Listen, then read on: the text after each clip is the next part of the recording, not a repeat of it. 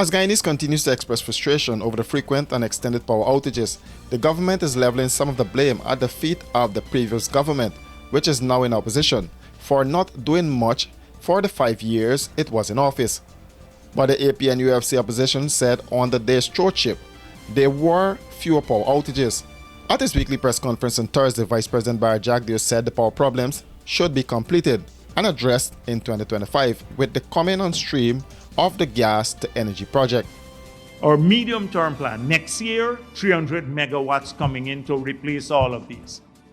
Right now, we're looking to buy another maybe 40 to 80 megawatts of power. We're already in the process of doing this because this will, for 2 years, we will buy this power for until the gas to energy project comes. We don't want a long-term contract because you'd end up paying for capacity charge if you buy this and not use the power because the gas to energy will supply the whole interconnected grid.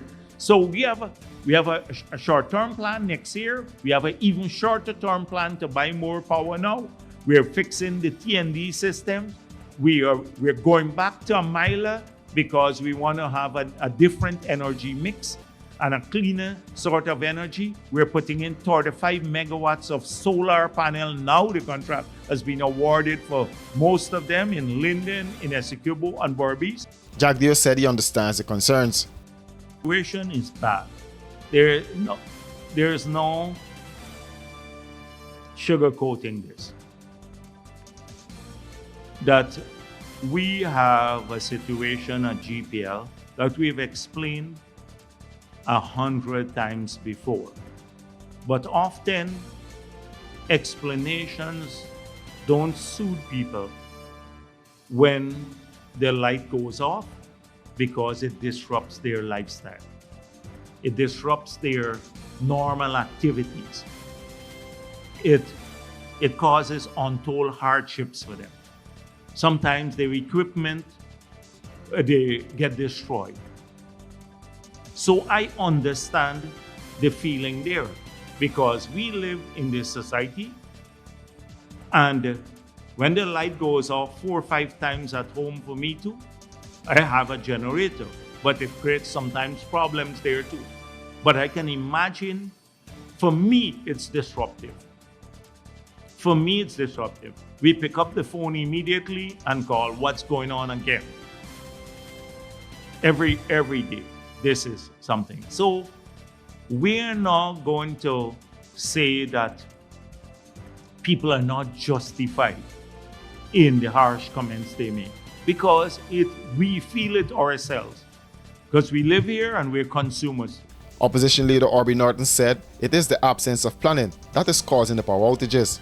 Let us recall that the PPP spent 23 years in power before 2015, in which blackouts proliferated. We came to power in 2015. We developed a plan which they have, and they could have continued, they abandoned. They like to criticize Patterson, but he left them with a plan. They abandoned it, and the result is what we have here. So it is the absence of planning, one.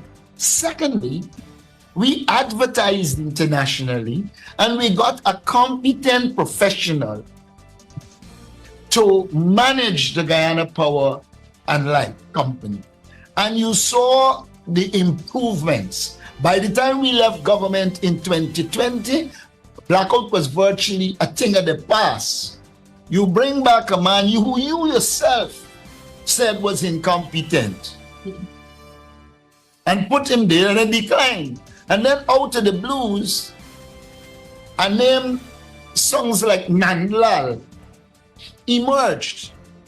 One doesn't know his professional competence. One doesn't know the process that led to him becoming head of GPL. One doesn't know his competence, but we're seeing it, the absence of competence.